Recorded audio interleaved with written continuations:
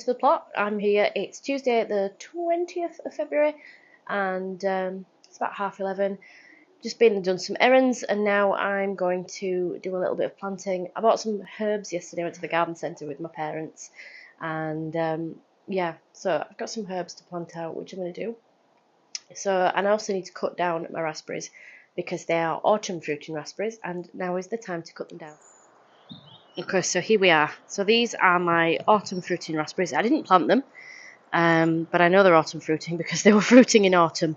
So I'm going to cut these right back to the base because autumn fruiting raspberries fruit on new growth, whereas summer fruit on old growth. So yeah, we've got quite a few here. I'm going to cut them back. Now, I'm going to go get my gloves, actually, because they are prickly, and I've forgotten to pick my gloves up. So I'm going to go grab those, and then I'm going to get these cut right back down to the ground.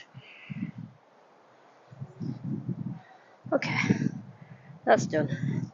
Couldn't use my gloves, as I found a spider living in it. And I didn't have the heart to turf him out, because he did look cosy. So, as I said, I don't mind spiders, but I don't like sharing items of clothing with them.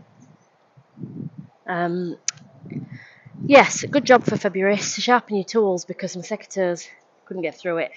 Absolutely useless. So I had to use these long-handled loppers, which are also pretty blunt, which hasn't given me a very clean cut, and I haven't been able to get low enough down either.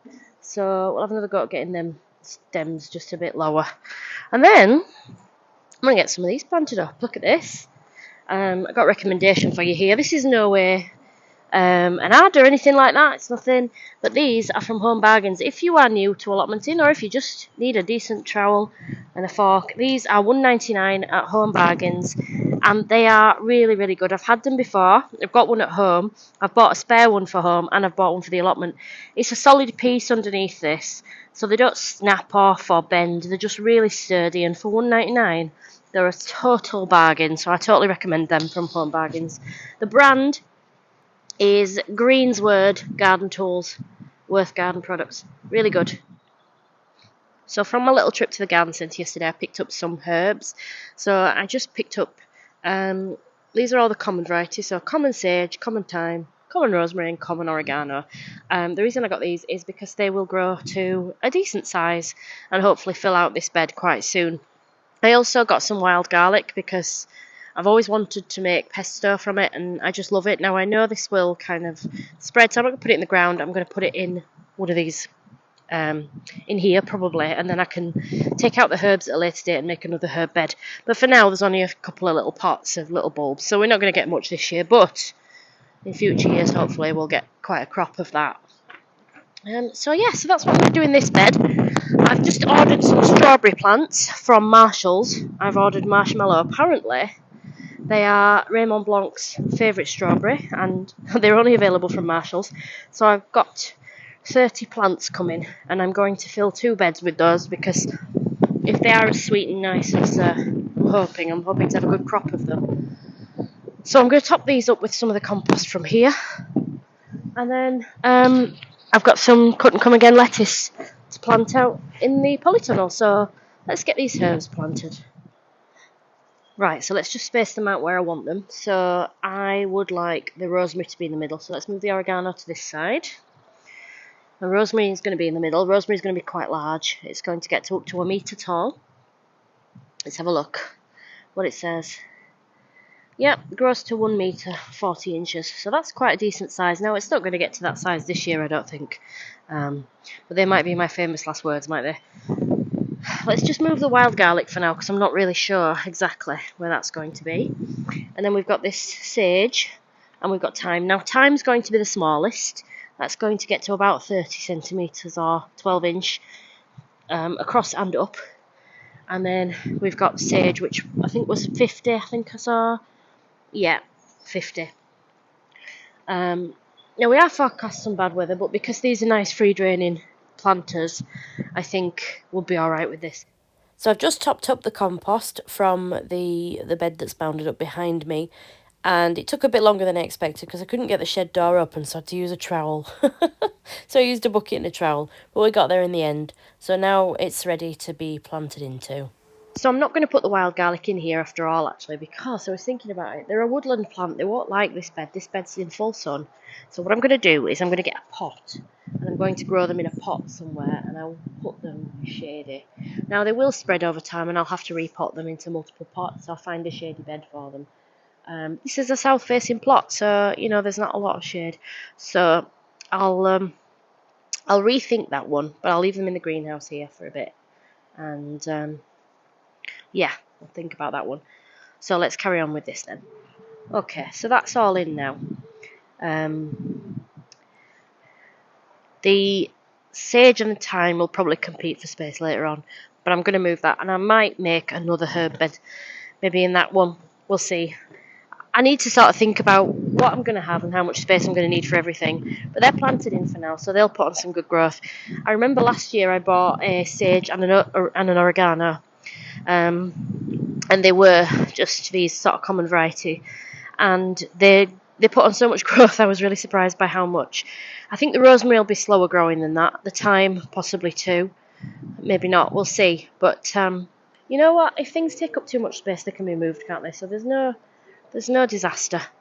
There's never disasters, is there? There's just, you know, maybe we learn a lesson. Maybe this will be one for me, but we'll see. So I'm happy with it for now, though. Although I do kind of need, you know, something for that. But I do have quite a few herbs at home, and that I could bring, actually, because I've got quite a few creeping varieties of thyme, and I've got the hanging basket rosemary, the stuff I got from Urban Herbs last year. And, you know, I could make a bed that had quite a lot of the smaller growing, the more compact growing herbs in. So we'll see what we think. So let's go in the polytunnel now, and let's get that lettuce planted up.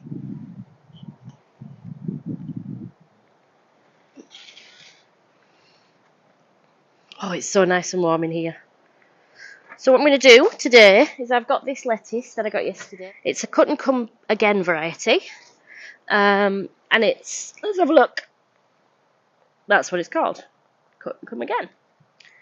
So, perfect for growing as a cut and come again, providing steady supply of salad leaves over a long period. 8 centimetres apart, 15 centimetres between rows. Harvest is late spring into autumn. Yeah. So, yeah. Let's get them planted. So let's get these weeds out just before we start planting out the lettuces. If you like straight lines, avert your eyes. You're not going to like this. I'm just going to put the lettuce in wherever I like, really, because we're just filling in these gaps between the lettuce and the perpetual spinach. For the first time ever, I've got 12 lettuces out of a 12 module tray. So really happy with that.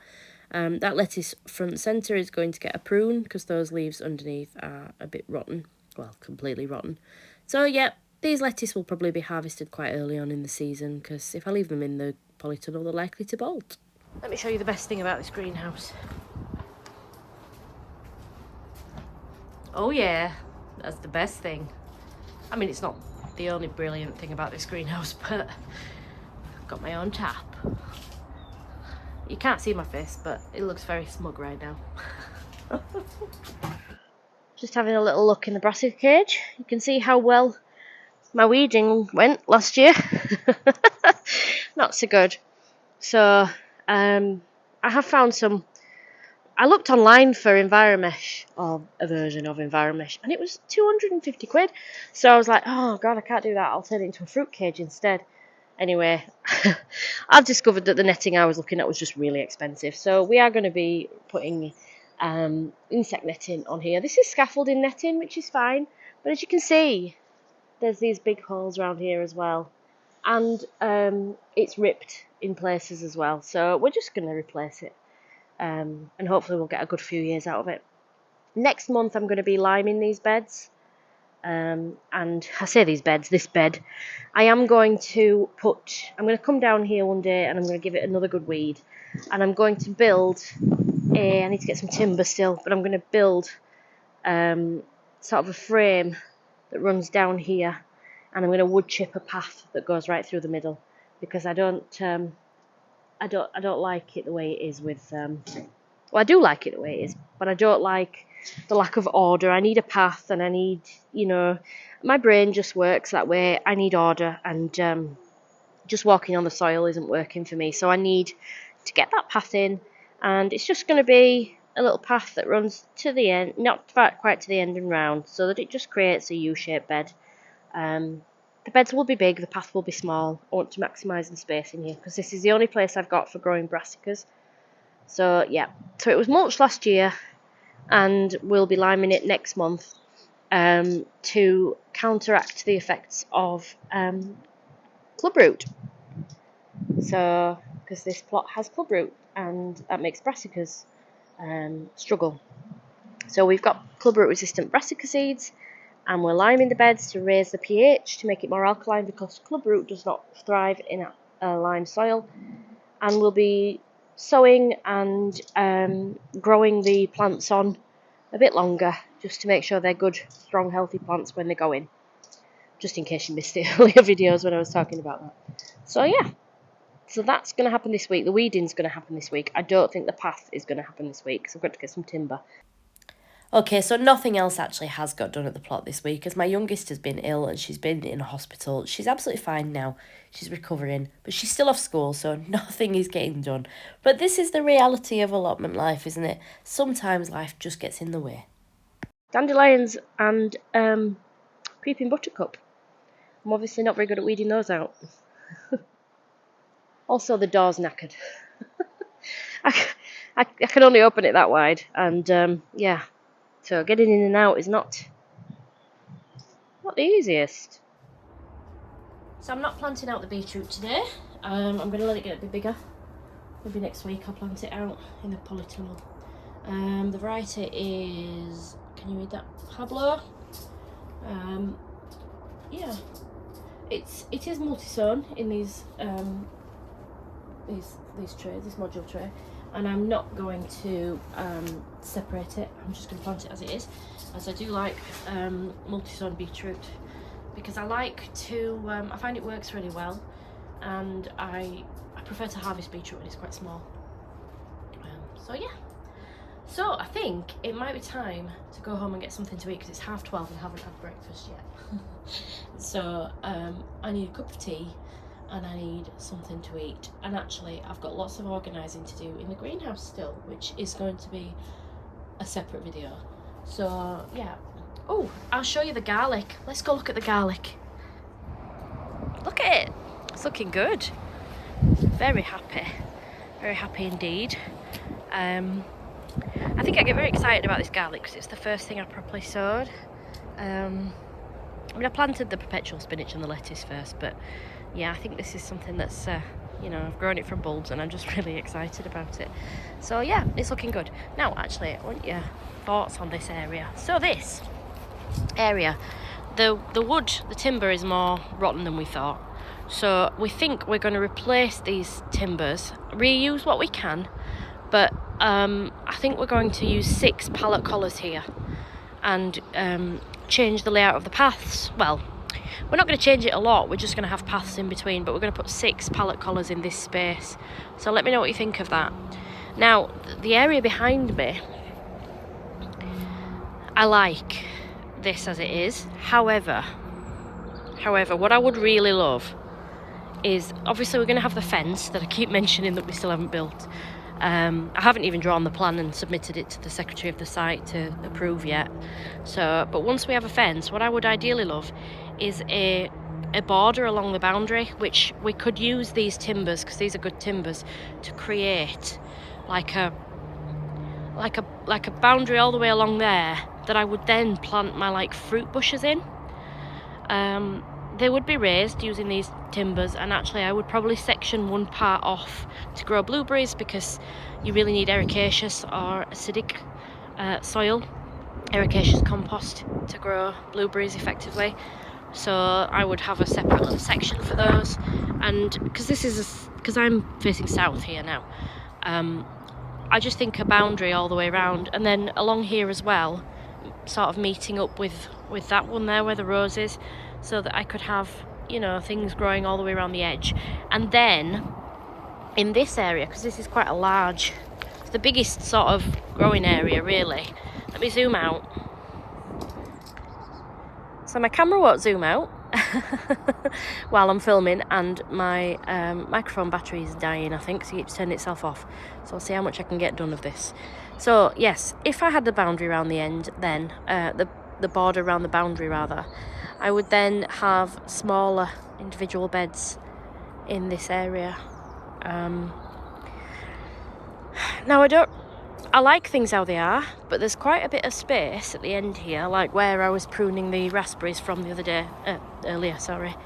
So there's quite a bit of space down here, because that stone there, that long stone, is my boundary. So if I've got a fence just on the inside of that, where these metal stakes are now, where this fence post is, if I was to have a boundary down there with the border in front of it with the fruit bushes, then all this space would be available. Now these beds are about 5 meters long, so I have got it zoomed out, so look how long my legs look, and they're really not.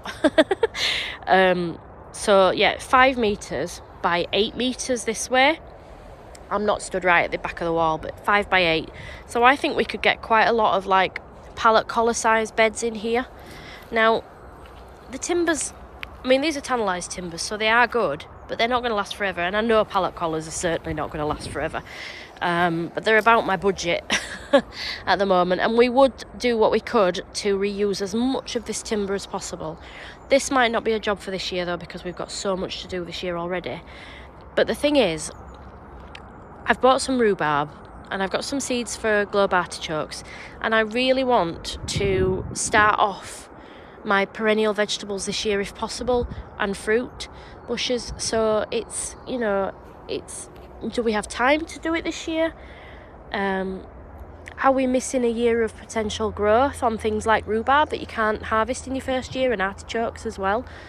You know, I'm really torn as to what to do, because at the same time, I also, as I've said many times in these videos, I don't really want to change the allotment too much, but I want to make it very functional for me. And I do like to decompartmentalise things and have small beds with different things in, you know. So I'm not sure. Let me know what you think in the comments, because I'm really torn on what to do.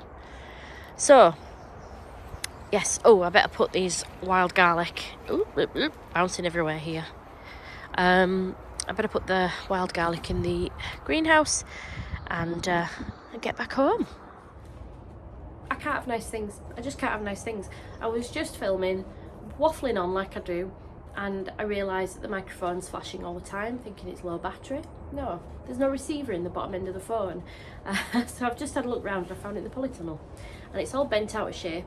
I bent it back a little bit, gently, but fingers crossed it still works. So yes, this is the one that Jessie at Plot 37 recommended, because she bought it. And yeah, so far so good, but don't throw it on the floor. I don't know how it's fallen out of the phone actually, because it fits in quite well, so I'm not so sure how that's happened. But yeah, so if the sound quality is terrible because it's a bit windy today, you know why. But that's enough waffling for today. Thank you so much for watching. Thank you to everyone who has liked and subscribed recently. We hit 500 last week, and I was so happy and so grateful for all of you. So leave me a comment down below, and I will see you soon. Thanks for watching. Bye for now.